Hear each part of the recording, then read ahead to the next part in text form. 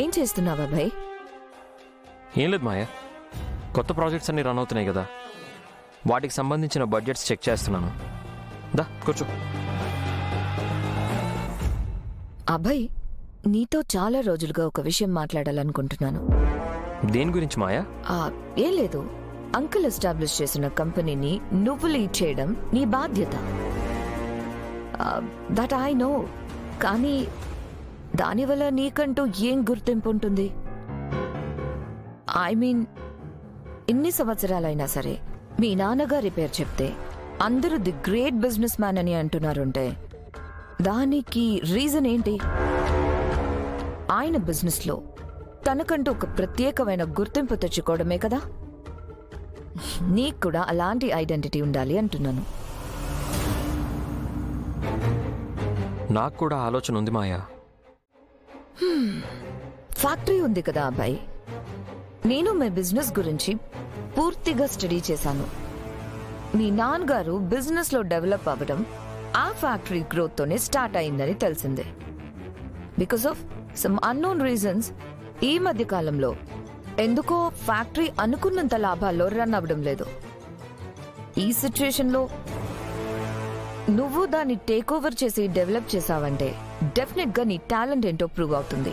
And మీ నాన్నగారి sentiment కూడా నీకు వర్కౌట్ అవుతుంది. వెరీ గుడ్ ఐడియా మాయా. ఆ ఫ్యాక్టరీ అంటే నాన్నకు కూడా చాలా స్పెషల్.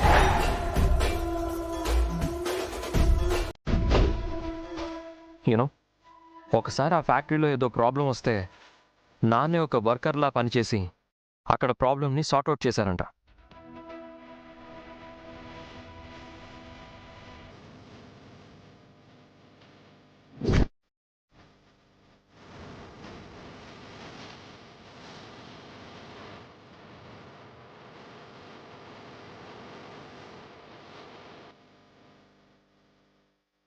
అంతేకాదు, బాబాయ్ వాళ్ళతో ఏవో డిస్ప్యూట్స్ వచ్చినప్పుడు కూడా ఆ ఫ్యాక్టరీలో పనిచేసే వర్కర్స్ అందరినీ లీడ్ చేసి మరీ కంపెనీని నిలబెట్టారంట. నువ్వు చెప్పినట్టు నేను ఇప్పుడు ఆ ఫ్యాక్టరీని లీడ్ చేస్తే డెఫినెట్గా సక్సెస్ అవుతాను. Thank you so much for this beautiful idea Maya. Seriously, నా గురించి ఇంతగా ఆలోచిస్తున్నావంటే I'm very lucky to have you in my life.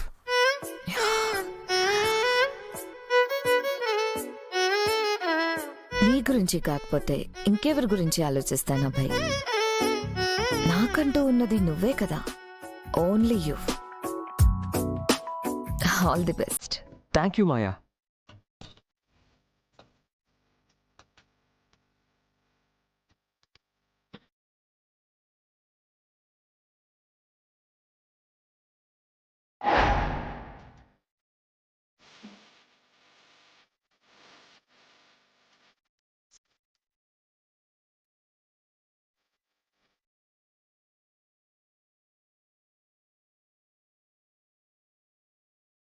ఇప్పుడే ఫ్యాక్టరీకి సంబంధించిన డీటెయిల్స్ అన్నీ తెప్పించుకొని మొత్తం స్టడీ చేస్తాను.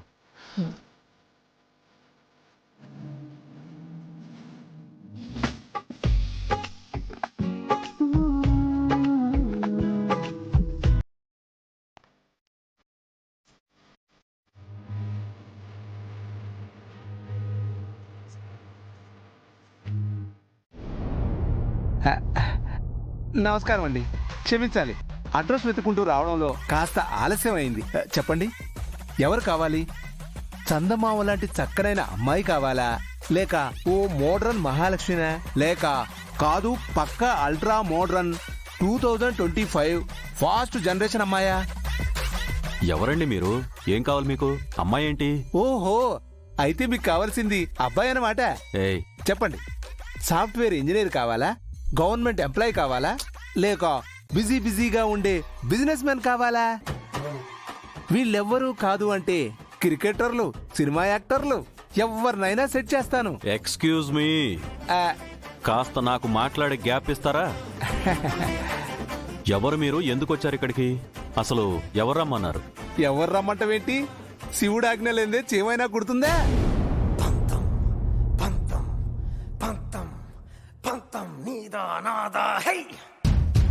అమ్మవారి ఆజ్ఞ లేంది నాకు పిలుపు వస్తుందా? సొంతం సొంతం సొంతం సొంతం నీ సాక్షాత్తు ఆ పార్వతీ పరమేశ్వరులే నాకు ఫోన్ చేసి మరీ పిలిచారు. పార్వతీ పరమేశ్వర్ల అవునయ్యా. జెండే సార్. చెప్పమ్మా గౌరీ. పంతులు గారిని నేనే పిలిపించాను. కాదు, ఫస్ట్ ఫోన్ చేసి రమ్మని చెప్పింది నేను. మీరిద్దరూ పిలిపించారా? ఈయనేంటి పార్వతీ పరమేశ్వర్లు అంటాడు? ఆ, ఆ, అమ్మా మీ పేరేంటి? గౌరీ. అంటే పార్వతీదేవి, భవాని, శివాని, శంకరి ఎక్సెట్రా ఎక్సెట్రా సహస్రనామధారి. అయ్యా మీ పేరు? శంకర్. అంటే ఈశ్వరుడు, పరమేశ్వరుడు, బోలా శంకరుడు, గౌరీపతి. అబ్బో ఎన్నో నామాలు. ఈ గౌరీ శంకర్లంటే పార్వతీ పరమేశ్వరులే కదా. ఇక్కడే నా క్రియేటివిటీకి స్పేస్ ఇచ్చా.